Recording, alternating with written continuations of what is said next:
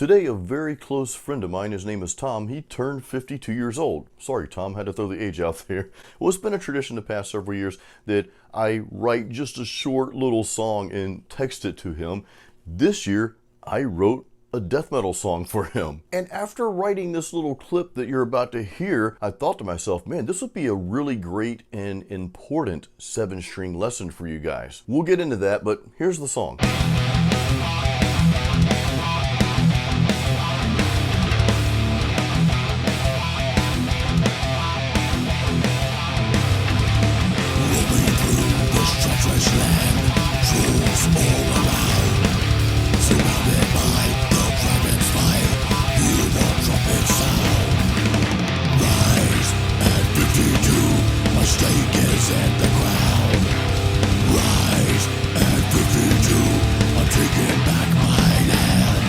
So I'm going to show you exactly how to play this little song that I wrote for my buddy here. Now, there's nothing overly complicated in this song here. The riffs are pretty simple for the most part. However, the way we start this out is an extremely important lesson for us 7-string guitar players, and I'll explain why at the end of the video, so hang around for that. Let's jump in and learn these riffs. All right, so let's break this down into the two sections here so it's more digestible. Speaking of digestible, I'm still digesting that big steak I just had. Man, that was good.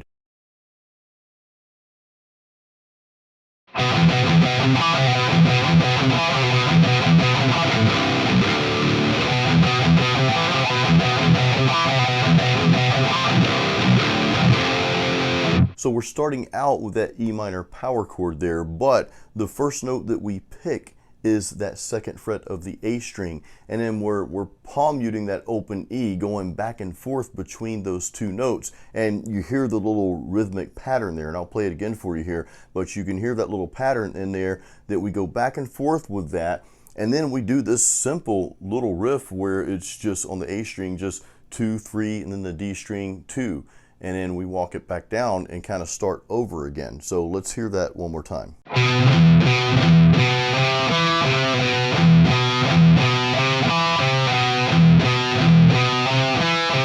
Now, after I play that little riff a few times, I just go right into some power chords and actually do something different on the second time around. So the first time I just play, and we're going to those heavy strings now, I just play that heavy C and then to a heavy D. And I'll let that ring out before I go into that little riff again. The second time around, I practically do the same thing, but I go C, D, and then quickly to that F.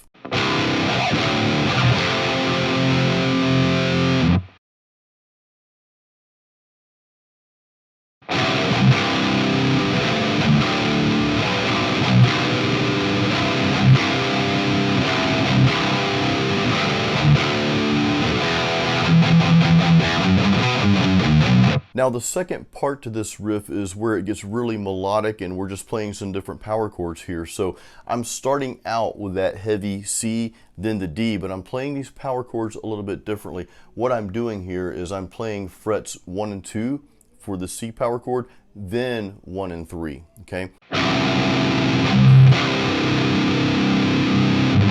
And then the same concept for the D power chord, 3 and 3, then 3 and 5.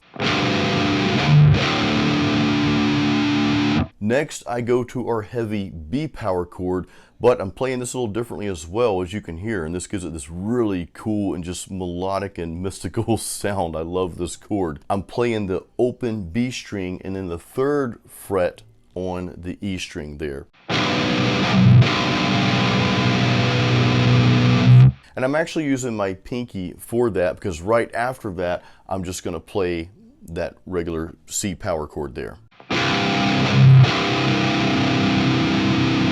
Now, we do that again, but we cut it short this second time around. We do the C and then the D power chords, just like I showed you before.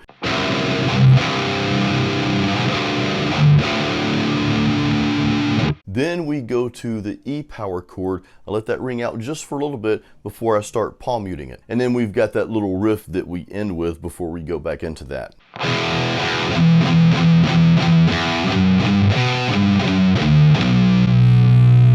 And all that little riff is 0, 2, 3 on the E string, then 2 on the next string over, the A string, and then we just walk it back down. But I'm gonna hit that B string 3rd fret and then open. So let's hear it all together one more time.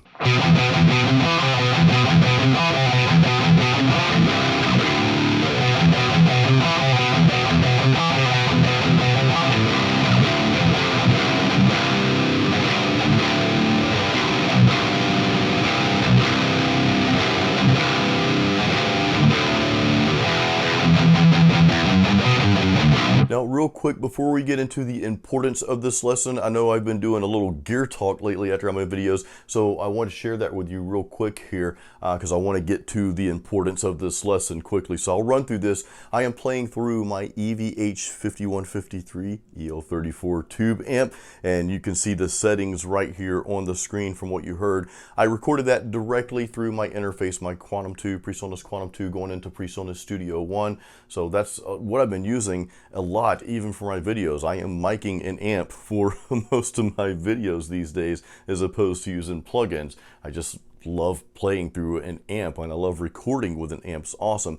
Also, I recorded this with this Shure SM57 mic. The pedals I use, nothing fancy, just the MXR Smart Gate pedal, and that's it. And of course, I've got the ESP E2 Horizon FR7. All right, so I hope you had a good time learning these riffs to this little song that I wrote for my friend's birthday. Happy birthday again, Tom.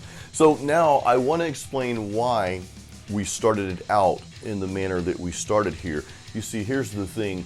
Most 7-string guitar players, and I was guilty of this as well, and I've been guilty of this many, many times, the first thing we go to is that lowest string, that heavy B string. That's the first thing we jump to almost every time we pick up the 7-string.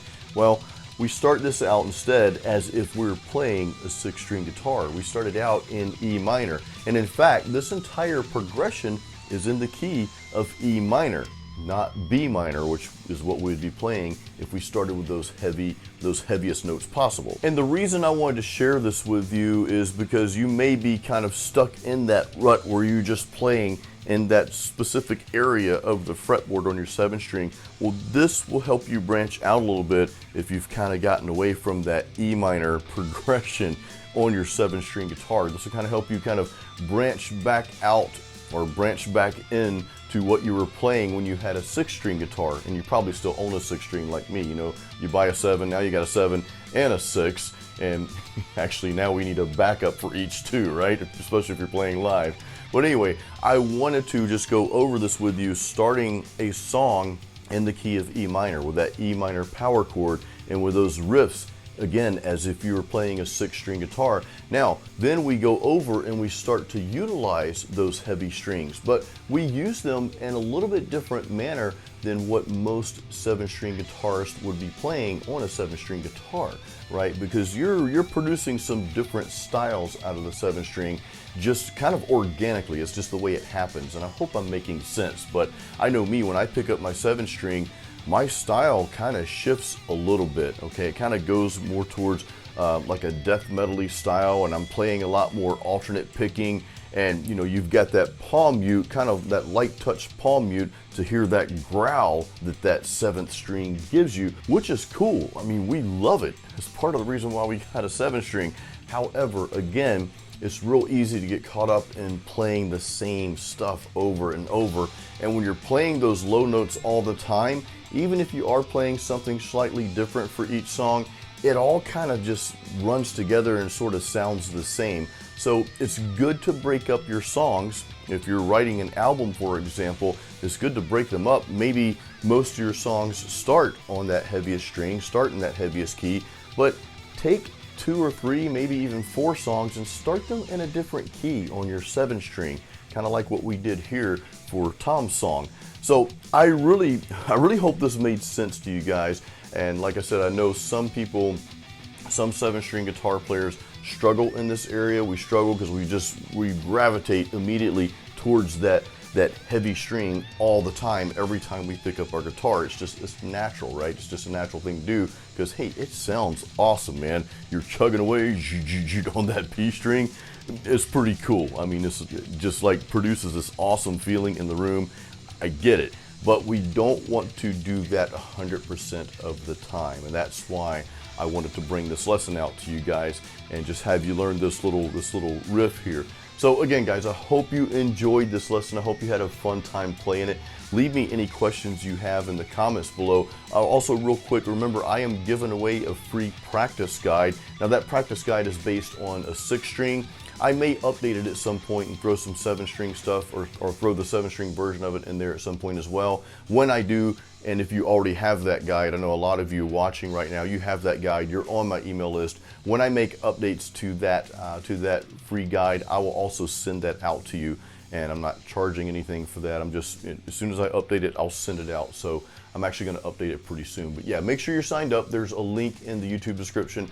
On that note, no pun intended, I'm also in the middle of creating a guitar course. So that's coming soon. Now I know this video is going to be out for a long time, so a month later that course is going to be out already. So there'll be a link in the description for that as well. But if you're on my email list, and that's another reason why I want you guys to sign up for my email, I'm going to let my email subscribers be the first to know when this course is available. I'm filming this video in February 2021. I got the year right, yes. I'm filming in February 2021, and I expect to have this course out by the end of February 2021. So if you're watching this video after that, it should be out there. There will be an additional link in the description at that point. So again, guys, thank you so much for watching. Thanks for supporting my channel. Please give this a thumbs up, and I'll see you on the next video. Until then, keep it metal.